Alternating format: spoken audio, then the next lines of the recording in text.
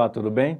Meu nome é Hugo Fernandes e a aula de hoje iremos falar sobre modelo conceitual de banco de dados. Vamos lá?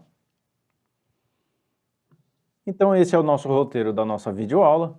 Iremos ver um pouco sobre modelo conceitual, o que é modelo conceitual, e por fim iremos criar aí um modelo conceitual. Modelo conceitual. Então vamos para a definição do que é um modelo conceitual. Então estamos falando aqui sobre modelagem de dados, modelagem de banco de dados. Dentro aí do nosso projeto de banco de dados, a primeira fase seria elencar as regras de negócio. Eu ir até o negócio do meu cliente, eu ir até a empresa do meu cliente e começar a elencar por meio de entrevistas, por meio de documentações, começar a elencar a descobrir, né, quais são as regras que gerenciam o negócio do meu cliente. Tá?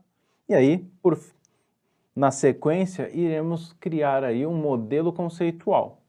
O que é um modelo conceitual? É um modelo de dados conceitual que identifica as relações de nível mais alto entre as diferentes entidades. Tá? Então, entidades seriam aí, a grosso modo, o que vem a ser as tabelas no futuro, tá? No futuro aí do nosso projeto. Então, uma das características do modelo conceitual é o que? As entidades importantes e as relações entre elas, elas são descritas aqui nesse meu modelo, nesse meu gráfico. Nenhum atributo no modelo conceitual é identificado, tá? E nenhuma chave primária ou estrangeira também é especificada nesse modelo. Então, a partir aí das minhas regras de negócio, eu vou começar a desenvolver o meu modelo conceitual. Então, só retornando aqui, tomando como base essas regras de negócio, então, a regra número 1, os dados pessoais dos sócios do clube devem ser armazenados. Então eu tenho um clube de carros aqui, por exemplo, e aqui é a minha primeira regra de negócio que eu elenquei, tá? É um exemplo. Uma outra regra, o status dos sócios do clube devem ser gerenciados. Notem aqui que eu coloquei em negrito o que? As partes da minha regra de negócio que elas irão se transformar em entidades. Então, a partir aí da regra de negócio, eu já consigo identificar as entidades da empresa, do negócio do meu cliente. Tá? Um outro exemplo, os dados dos carros devem ser armazenados. O sócio pode possuir mais que um carro. Então, eu já, de cara aqui, por meio dessas regras de negócio, eu consegui identificar que eu vou precisar criar aí, no meu modelo conceitual, uma entidade chamada pessoas, tá? Por quê? A primeira regra, ele diz que eu tenho que cadastrar os dados pessoais dos meus clientes. Então, eu posso criar aí, o nome não importa, o importante é o dado que eu vou armazenar, tá? Então eu posso chamar essa entidade de pessoas, essa entidade de sócio, essa entidade de cliente, nesse exemplo aqui. Outra coisa, eu vou precisar também de uma entidade de status de sócios, tá? Por quê? Porque eu tenho uma série de gerenciamentos que essa entidade vai fazer, por exemplo, o sócio está inadimplente, o sócio está ok. Outra coisa, a minha terceira regra, ela diz que eu preciso armazenar dados dos carros. Então eu vou ter também aí, eu já identifiquei que eu tenho que criar aí uma entidade chamada carro.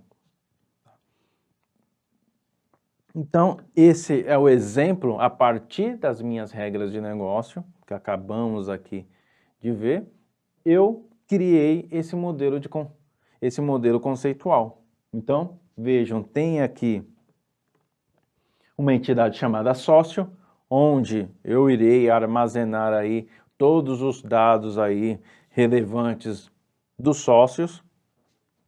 Eu tenho aí uma entidade chamada situação, tá? Então, sócio possui sempre uma situação. Da onde eu tirei isso? Eu tirei das regras de negócio. Da onde eu tirei as regras de negócio? Conversando com o meu cliente, tá?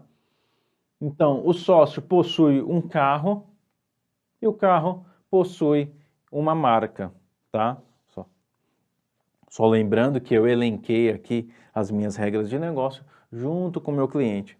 E uma coisa muito importante aí, tá, mas por que eu tenho que fazer esse desenho? Por que eu tenho que criar esse modelo conceitual? O que é importante? Por que ele é importante no meu projeto de banco de dados?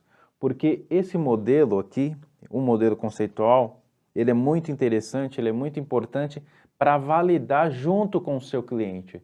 Então você pegaria aqui esse esquema, esse gráfico e mostraria para o seu cliente, né? Você mostra para o seu cliente esse gráfico, conversa com ele e fala, é isso mesmo? Sócio possui realmente uma situação? Eu tenho quantas situações? Ah, eu só tenho uma situação. Então eu não precisaria criar uma entidade. Mas não, você conversando com o seu cliente, você vai conversar com ele, ele vai falar, não, eu tenho N situações, eu tenho 3 situações, amanhã eu posso criar uma 4ª situação. Então você como analista vai descobrir que sim, você precisa criar uma entidade situação.